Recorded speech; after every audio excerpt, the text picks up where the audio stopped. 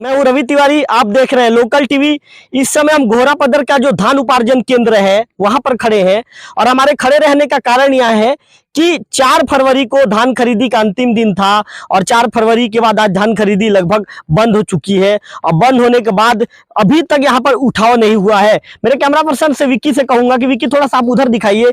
जो धान की बोरियां हैं आप यहां पर देख रहे हैं कि धान की जो बोरियां है, धान की बोरियां रखी हुई है। मैं आपको बताना चाहूंगा कि जो घोरापदर में कुल 97,644 क्विंटल 80 किलो के आसपास यहां पर खरीदी हुई है। मेरे कैमरा पर्सन विक्की चारों तरफ कैमरा को घुमाकर दिखा रहे हैं कि किस तरह की स्थिति यहां पर निर्मित हो गई है कि आप जो जिस समय उठाव होना था। मैं आपको यह भी बताना चाहूंगा कि लगभग 4,936 के क्विंटल के आसपास यहां का बफर लिमिट था। जिम्मेदार अधिकारियों को ध्यान देना था कि बफर लिमिट के लगभग यहां पर मान के चलिए आप 20 गुना के आसपास यहां पर खरीदी हुई है। मैंने जैसे कि वीडियो में बोलने से पहले शुरू किया था कि 97,644 क्विंटल 80 किलो के आसपास यहां पर खरीदी हो चुकी है। चूंकि धान खरीदी खत्म हो चुकी है, धान खरीदी का अंतिम दिन 4 फरवरी था।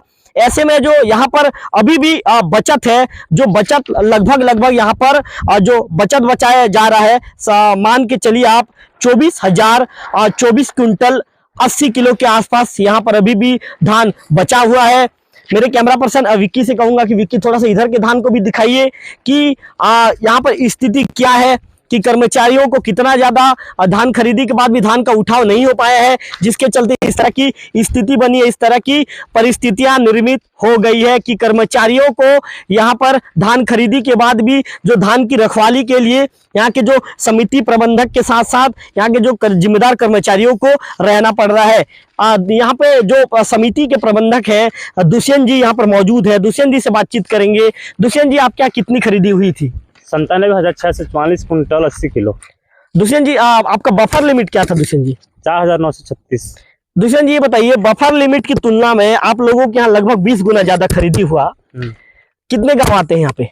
11 गांव। दुष्यंत जी, गांव का नाम बताएंगे?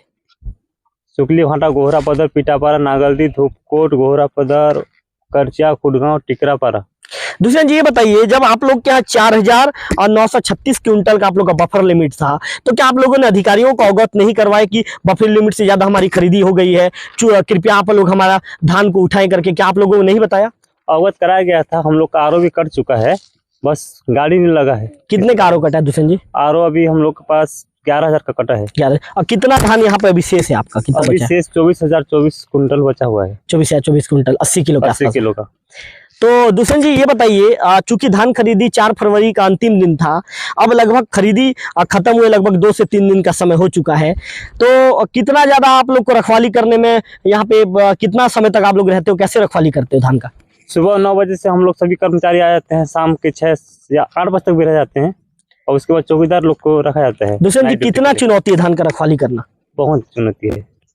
इतना सारा धान को रख रखाव के लिए, उसके साथ धान उठाव नहीं हो रहा, गर्मी बढ़ते जा रहा है, सुखद का प्रॉब्लम आ सकता है उसमें। अच्छा दुष्यंत जी ये बताइए, कितना दिन तक यदि धान आपके धान उपार्जन केंद्र में पड़ा रहेगा तो सुखद की स्थिति बन सकती है?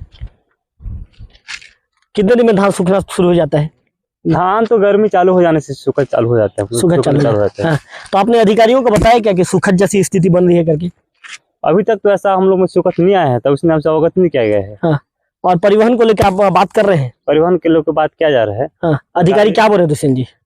वो भी कोशिश में है गाड़ी लगाने के लिए, आरओ भी कटा गया है गाड़ी लगाने के लिए। तो आप जो यहाँ के जो खरीदी प्रभारी हैं, यहाँ के जो प्रबंधक हैं दुष्यंत जी को सुन रहे थे। इनका साफ तौर पर कहना है कि अधिकारियों से हमारी चर्चा हो चुकी है, जिम्मेदार अधिकारियों को हमने अवगत करवा दिया है। उनका ये भी कहना है कि लगभग जो 11,000 क्विंटल के आसपास का डीओ काटा जा चुका है, लेकिन अभी तक उठाव नहीं हुआ है। इस तरह की बातें कही जा रही है। मैं आप लोगों को जितने भी जो देवों के अंतर्गत जो धान उपार्जन केंद्र है उसका पूरा डिटेल आप लोगों को देना चाहूंगा। आप लोगों को सबसे पहले मैं बता दूं कि जो कोकसरा, झीरीपारी के साथ साथ जो झाकरपारा है, 3 धान उपार्जन केंद्रों में इस बार किसानों ने धान नहीं बेचा था। खरीदी शुरू होने से पहले किसानों ने साफ तौर पर कह दिया था कि जब इस बार हमारे खेतों में फसल नहीं है तो हम धान लाकर कहां से बेचेंगे। ऐसे में जो तीनों धान उपार्जन केंद्र है वहां पर इस बार अब बोहनी भी नहीं हो पाई, एक भी किसान धान बेचने के लिए नहीं पहुंचा। इसी के साथ ही अब मैं बात करना चाहूंगा निष्ठीगुड़ा के विषय में बताना चाहूंगा।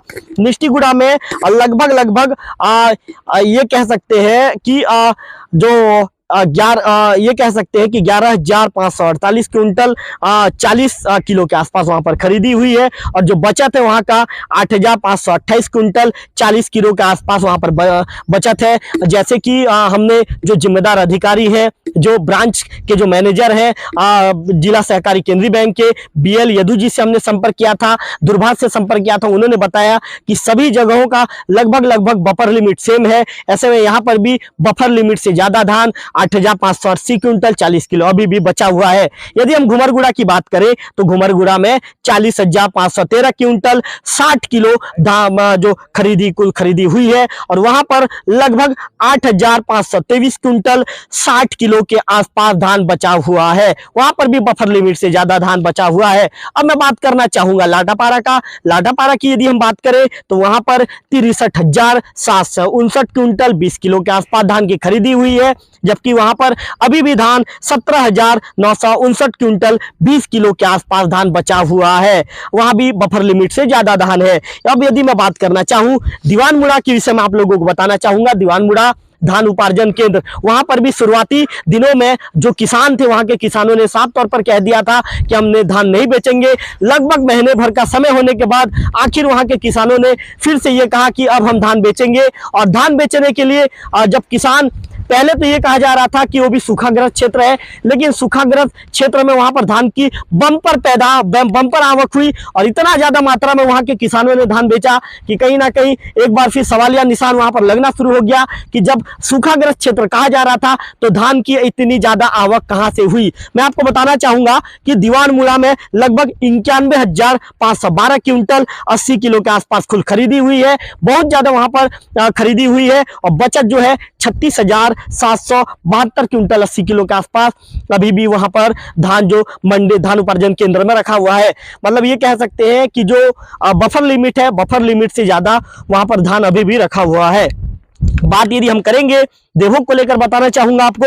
देवभोग में कुल खरीदी 80,396 क्विंटल के आसपास देवभोग में खरीदी हुई है, और जो वहां का बचत है 33,232 क्विंटल 80 किलो के आसपास वहां पर बचत है। इस तरह की परिस्थितियां देवभोग में भी बची हुई है। कुल मिलाकर ये कहे कि जिम्मेदारों ने समय पर ध्यान नहीं दिया, परिवहन समय पर नहीं हो पाया। ऐसे में धान खरीदी खत्म होने के बाद भी जो देवभोग की जो समितियां हैं, जहां जहां जो 7 धान खरीदी केंद्रों में जो धान की खरीदी हुई है, धान वहां पर बफर लिमिट से ज्यादा धान अभी भी वहां पर पड़ा हुआ है, लेकिन अभी तक परिवहन नहीं हुआ है। तो कहीं ना कहीं जो जिम्मेदार अधिकारी है उनके कार्य प्रणाली पर बड़ा सवाल खड़ा होता है कि आखिर जिम्मेदारों ने खरीदी के दौरान परिवहन करने में क्यों रुचि नहीं दिखाई, आखिर परिवहन क्यों नहीं हो पाया। कहीं ना कहीं एक बड़ा सवाल है। आपको अंतिम में रोहनागुड़ा के विषय में बताना चाहूंगा। रोहनागुड़ा में 77,597 क्विंटल 60 किलो के आसपास की खरीदी हुई है, जबकि यहां पर अभी भी 14,107 क्विंटल 60 किलो के आसपास वहां पर धान अभी भी बचा हुआ है। तो आप कुल मिलाकर ये समझ सकते हैं कि जो 7 धान खरीदी केंद्र है, 3 में धान खरीदी नहीं हुई, किसान धान बेचने नहीं पहुंचे थे, लेकिन जहां पर धान खरीदी हुई वहां पर परिस्थिति ऐसी है कि धान उपार्जन केंद्रों में अभी भी धान पड़ा हुआ है, जो कि कहीं ना कहीं जिम्मेदारों के कार्यप्रणाली पर सवाल खड़ा करता है। और मैं आपको बता दूं कि जैसे कि जो घोरापदर जो समिति के प्रबंधक हैं दुष्यंत जी बता रहे थे कि धान की रखवाली करने के लिए सवेरे से आ जाते हैं और यहाँ पर उन्हें रहना ही पड़ता है, मॉनिटरिंग करना पड़ता है। चूंकि ये प्रबंधक की जिम्मेदारी इनके कंधे पर है, तो ये कह सकते हैं कि जो धान खरीदी केंद्र के मुखिया के तौर पर है, और जितना भी धान जब तक यहाँ पर उठा नहीं होगा तब तक दुष्यंत जी के कंधे पर ये सभी धान की रखवाली करने की जिम्मेदारी है। तो दुष्यंत जी का ये भी कहना है कि कहीं ना कहीं धान की रखवाली करना एक बड़ा चुनौती भी है, और उनके कर्मचारी हमेशा ड्यूटी पर जब तक धान का उठाव ना हो तब तक ड्यूटी पर डटे रहेंगे। दुष्यंत जी ने यह भी कहा कि धान उठाव करने में यदि दिक्कत यदि ज्यादा समय हो जाता है, यदि लेट लतीफी की जाती है, तो कहीं ना कहीं जो सुखद की स्थिति है, सुखद की स्थिति बन सकती है और सुखद जैसे समस्या से समिति के जो कर्मचारी है उनको जूझना पड़ता है। मैं आपको एक चीज बता दूं कि कई बार हमने रिपोर्टिंग की है पिछले 1-2 साल की, यदि हम बात करें तो जब सुखद की जब स्थिति बनती है, जब सुखद आता है, तो जो कर्मचारी है, कर्मचारियों से सुखद की भरपाई की जाती है। मैं आपको ये भी बता दूं कि जो कर्मचारी है धान खरीदी में बाकायदा पूरी जिम्मेदारी के साथ धान खरीदी करते हैं और धान खरीदी करने के बाद ये कई बार पत्र व्यवहार भी करते हैं जिम्मेदार अधिकारियों को कि अब भाई हमारे यहाँ बफर लिमिट से ज्यादा की धान खरीदी हो चुकी है, ऐसे में आप लोग हमारा उठाव कीजिए। लेकिन जो जिम्मेदार अधिकारी है उठाव को लेकर गंभीरता नहीं बरतते, इसके चलते कई बार सुखद की जो स्थिति बन जाती है और सुखद की स्थिति के जो भरपाई के लिए कई बार जिम्मेदार अधिकारियों को, जो जिम्मेदार समिति के जो कर्मचारी है उनको परेशान होना पड़ता है और सुखद की भरपाई भी इनसे की जाती है। कुल मिलाकर ये कहें कि जो जिम्मेदार अधिकारी है, जिम्मेदार अधिकारियों के इस मामले में गंभीरता से लेना चाहिए और जल्द से जल्द उठाव करना चाहिए। लोकल टीवी घोरापदर जो समिति है, समिति में पहुंचा है, धान उपार्जन केंद्र पहुंचा है और यहाँ का जो ग्राउंड रिपोर्ट है, ग्राउंड रिपोर्ट तैयार करते हुए मैंने सभी समितियों की जो जानकारी है, सभी समितियों की जानकारी मेरे दर्शकों को दी है। ऐसे में मुझे उम्मीद है कि इस खबर को देखने के बाद जिम्मेदार अधिकारी अपनी सक्रियता बढ़ाएंगे और तत्काल जो धान परिवहन है, जो धान का जो उठाव है वो तेजी से किया जाएगा। कैमरा पर्सन विक्की के साथ रविकांत तिवारी, लोकल टीवी।